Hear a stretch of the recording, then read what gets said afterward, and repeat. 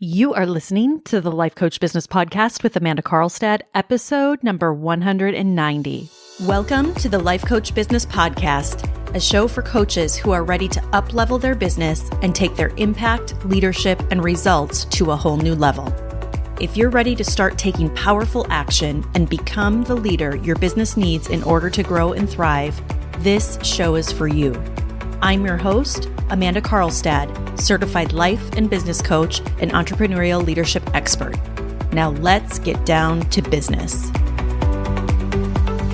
Hello and welcome everyone. Welcome to today's show. I have a special episode for you today. Today we are going to talk about some of the most common fears holding you back as a coach. And I know that you're going to find a ton of value in today's episode.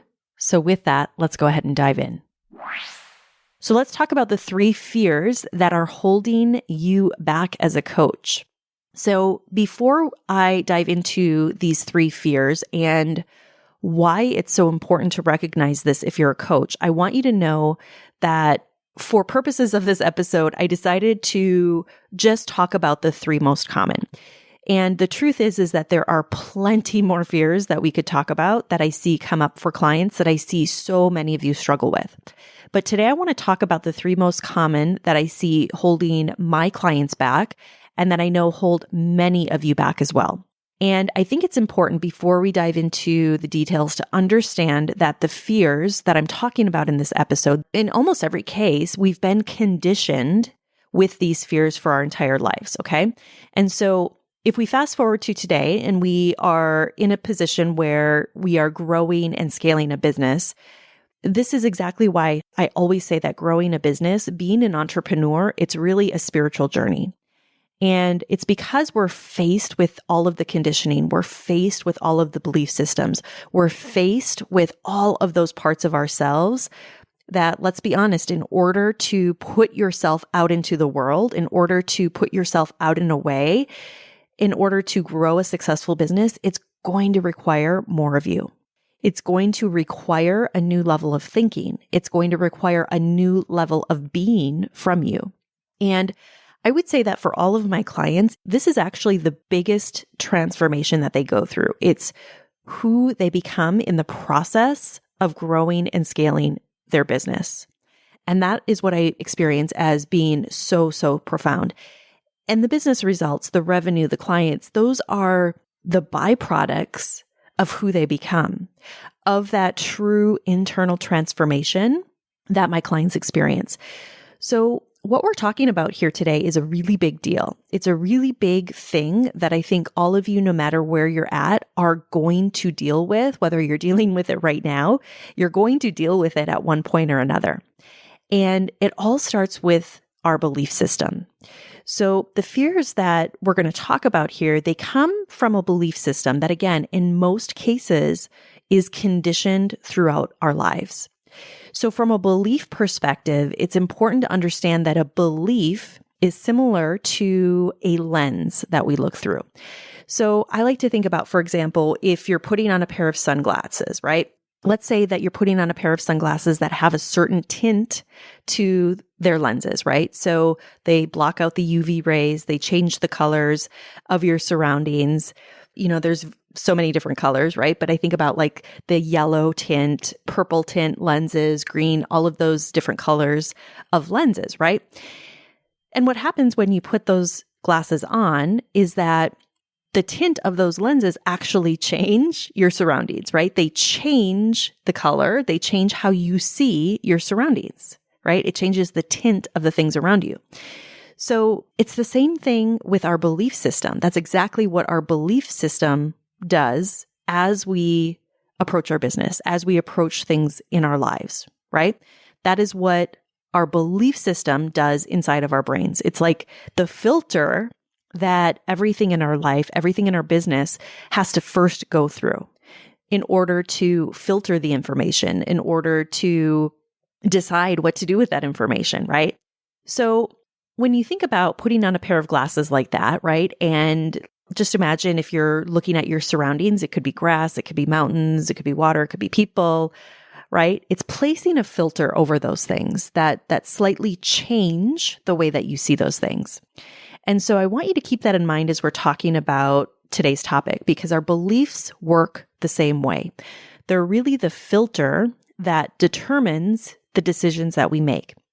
And once we start to make decisions about things, and I've talked about this in depth before, our brain actually goes out and starts to find evidence of those things being true, right? So whatever we truly believe within our subconscious is actually what our brain is continuously trying to provide evidence for, okay? And as we start to see more and more of that evidence, the case builds, and we start to believe those beliefs as our true reality, even if they're not true. So they become what we believe the world to be.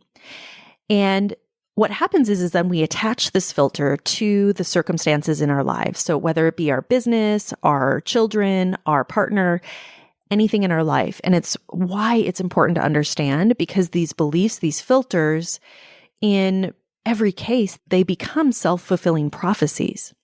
Because once you accept that belief, once you've subconsciously accepted that belief, whatever it might be, your brain, and more specifically, your reticular activating system, is going to always be working to prove that belief to be true. And because those belief systems are so strong, they can completely sabotage you as you go out and you try to grow your business. And so depending on that belief system can either support you in growing your business, or, and this is the more common scenario, the belief systems that you're carrying do not support you in growing a highly successful business, a solid business, right? That's why this conversation is so important. So the first fear that comes up for so many coaches is the fear of what other people will think. It's the fear of other people's opinions. Okay. It's the fear of what others will think of them as they go out and build their business. And I will tell you that with all of the coaches that I've worked with over the years, this does look slightly different for each of them, right? But it's ultimately comes back to the fear of what people in their family or their peers or their friends, coworkers, even clients will think of them. And what happens very often is that my clients, again, I've shared with you some really great examples today. They're amazing coaches. They're really good at what they do. They get great results for their clients. But when it comes to getting their work out into the world, when it comes to them stepping out in a much bigger way, getting their message out in a big way in the world, when they are needing to hit send on that email or put that social media post up or hit publish on those ads, whatever it might be, their brain immediately says, wait a minute, wait, what are people going to say about this? What if no one likes what I'm about to say, right? What I'm putting, what I've created here, what I'm saying. How am I going to be judged? What will people think? And what happens is it stops them in their tracks. It stops them in their tracks at least until they get coached through it. So if you're not getting coached consistently, if you're not putting yourself, again, in an environment where you are fully supported, where a coach can see this, your coach can see this for you and knows what to be looking for, I'm telling you, this can stall you out for weeks. It can stall you out for months, even years.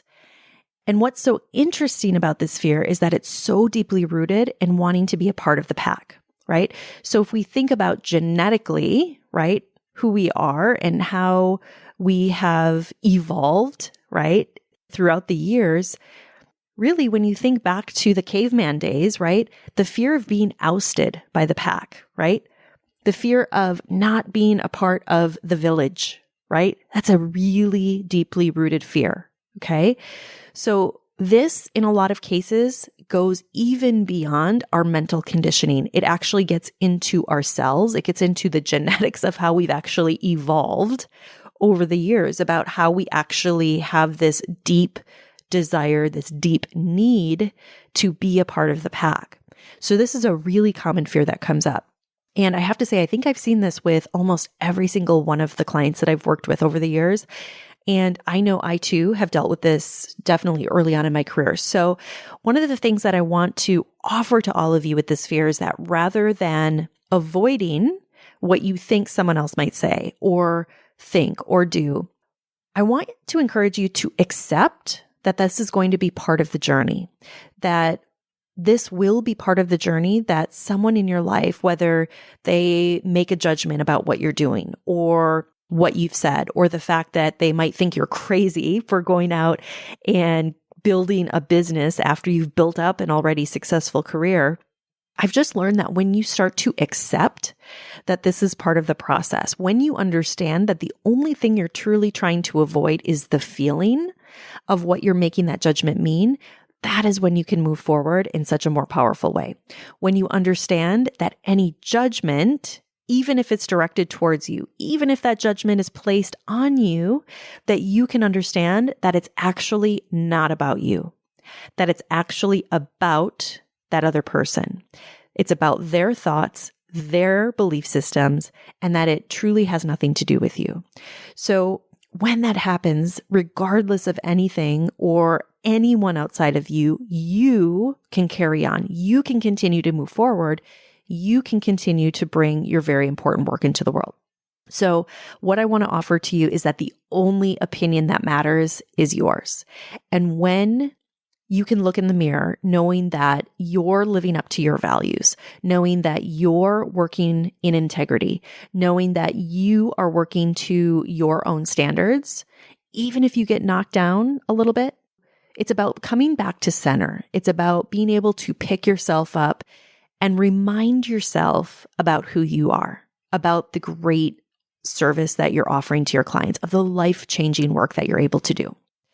The second most common belief that I see holding coaches back from growing and scaling their business is the fear that no one will pay them for what they do. The fear that no one will want to pay them for the coaching that they offer, that no one wants what they have to offer, right? I see this happen so often, and especially as coaches are putting themselves out in a big way. Once they start to market themselves and start to make offers, and in some cases, before they even start to make offers, it's something that stops them from going out and making more offers to begin with, or offering the program that they most want to offer. I see that one come up a lot. So another thing I want to say about these beliefs is that not only do they manifest as these beliefs, as sentences in the mind, but they also manifest in so many other ways. A lot of times they manifest in procrastination. A lot of times they manifest in not taking the action that needs to be taken. They manifest in thinking small, right? In staying really small. But here's the great news with this fear.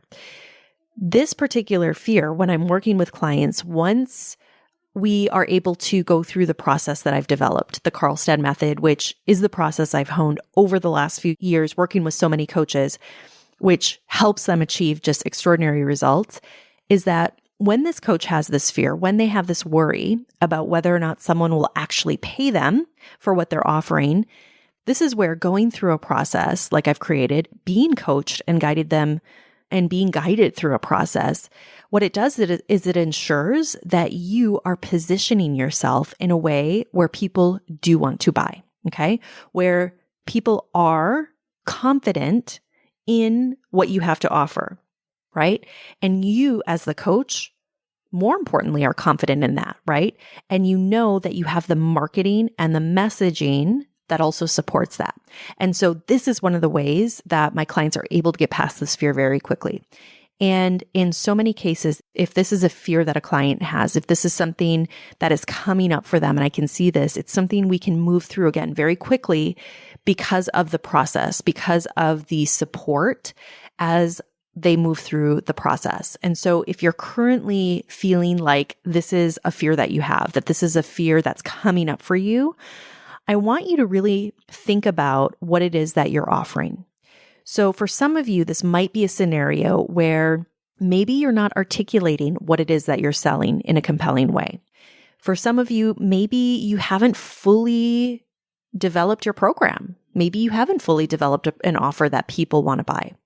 Maybe you haven't positioned your program in a way that's irresistible to your clients. And what I will say about this is this goes back to my conversation just a couple of weeks ago that I brought to you in the podcast, where I talked about the fact that there are so many intricacies and so many nuances, right? When it comes to the actual pieces of your business, right? So I believe it was 2 episodes ago, I talked about this in depth, right? So when you're actually implementing these things in your business, when you're actually going out and marketing your business, it's not in a lot of cases so much about the information. It's about the execution, right? It's about the actual implementation and making sure that you're doing things in a way that's actually positioning you for success. But what I will tell you, the great news here is that once you know your ideal client, once you know who it is that you're actually talking to, once you have a level of clarity that you've likely never had before, which again is something that I work with every single one of my clients, that is when you can start to move beyond the fear. But I will tell you, once you're truly able to overcome this fear, once you know 100% without a doubt that people will buy and that people do want to buy what you're selling, you can become unstoppable. And I've seen this happen over and over and over with my clients. And it's why so often when coaches come into my program, when they are unclear about certain things as it relates to their offer, whether or not someone wants to pay them, even if they've had clients pay them in the past, I find that there still tends to be this lingering doubt a lot of times that slows them down, even if they've made money in their business. This is why it's so important to be thinking through these things. It's so important to be supported in this process.